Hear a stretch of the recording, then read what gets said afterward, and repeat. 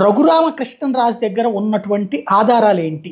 తను ముందు ఏవైతే తనని దాడి చేశారని, తనని కొట్టారని, తన మీద హత్యా ప్రయత్నం జరిగిందని, తనని చంపబోయారని కేసు పెట్టడం జరిగింది.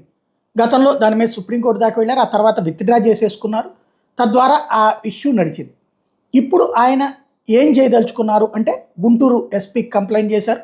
దాని మీద ఎఫ్ఐఆర్ కూడా రిజిస్టర్ అయింది. దానికి సంబంధించిన ఆధారాలు అవి ఉన్నాయన్నారు. మామూలుగా అయితే ఈ కేసులో ఏం చేయాలి? గూగుల్ టేక్అవుట్ అది అన్నారు. ఆ టేక్అవుట్ గూగుల్కి లెటర్ రాస్తే ఇస్తారు.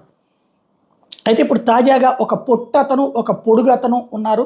నా మీద దాడి చేసిన వాళ్ళు ముసుగేసుకుని వచ్చి దాడి చేశారు అన్నటువంటి పాయింట్ చెప్పుకొస్తున్నారు. ఇంతకుముందు నేను గుర్తుపట్టలేను అన్నారు. ఇప్పుడు గుర్తుపడుతున్నా అంటున్నారు. గుర్తుపడతానంటున్నారు. ఇక్కడ రెండు రకాలు.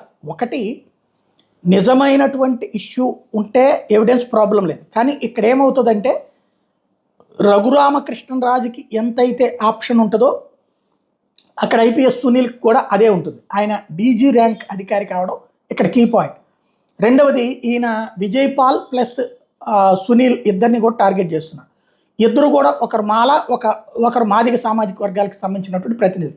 ఎస్సీ సామాజిక వర్గాల్లో కీలకమైనటువంటి రెండు వర్గాలకు సంబంధించినటువంటి ప్రతినిధులు. వాళ్ళ మీద సాక్ష్యాలు అనేది పక్కాగా ఉండాలి. నో డౌట్ వాళ్ళు చేసిన దానికి పక్కా ఆధారాలు ఉంటే పర్లేదు. సాధారణంగా మనకి ఎవిడెన్స్లో రెండు రకాలైనటువంటివి ఉంటాయి. Planted evidence, perfect evidence. Perfect evidence అయితే ఏ ప్రాబ్లం లేదు. ఇప్పుడు ఏం కావాలి వాస్తవంగా? గాయాలకు సంబంధించింది అయితే కింద ఉన్నటువంటి 3 రిపోర్ట్లు ఆధారంగా, మెడికల్ రిపోర్ట్ల ఆధారంగా ఏం చేయడానికి లేదు. ఎందుకంటే ఇటు ప్రభుత్వ ఆసుపత్రిలో ఇచ్చినటువంటిది ఫస్ట్ తన్ని మ్యాజిస్ట్రేట్ దగ్గరికి తీసుకెళ్లే ముందు చేయించినప్పుడు ఆయన ఏ గాయం వచ్చి జరిగిందని అక్కడ ఇవ్వలేదు. కాబట్టి అక్కడ బాగానే ఉందని చెప్పి ఇచ్చారు డాక్టర్. తర్వాత హైకోర్టు ఆదేశాల మేరకు గుంటూరు గవర్నమెంట్ హాస్పిటల్ చేసినటువంటి ఎంక్వైరీలో తేలినటువంటిది అక్కడ ఏమీ లేదని తెలియదు. దాని మీద డాక్టర్ల మీద కూడా కేసు పెట్టారు.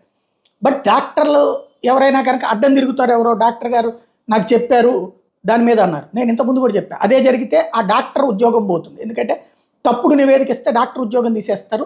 Medical council of India rule ప్రకారం లైసెన్స్ రద్దు అవుతుంది. అందులో వీళ్ళు వదిలిపెట్టే రకాలేం కాదు కదా, అదొకటి ఉంటుంది. కాబట్టి తప్పుడు నివేదిక ఇచ్చానని డాక్టర్ ఒప్పుకోరు.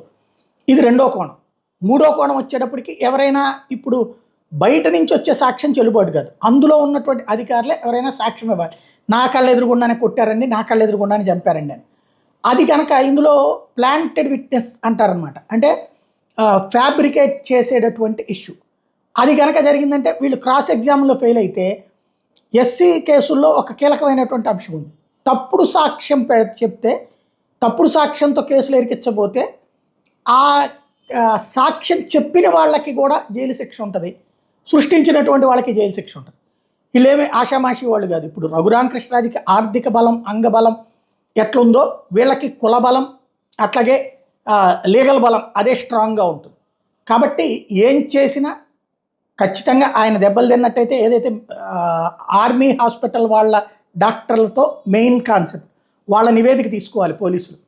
ఏం జరిగింది ఏంటి అన్నటువంటిది ఆయన చెప్పినటువంటి చోట్ల జరిగిందా లేదన్నట్టు. అదే సందర్భంలో విట్నెస్ రఘురామకృష్ణరాజు ఏం ఎవిడెన్స్ ఇస్తారు ఏంటి అన్నట్టు.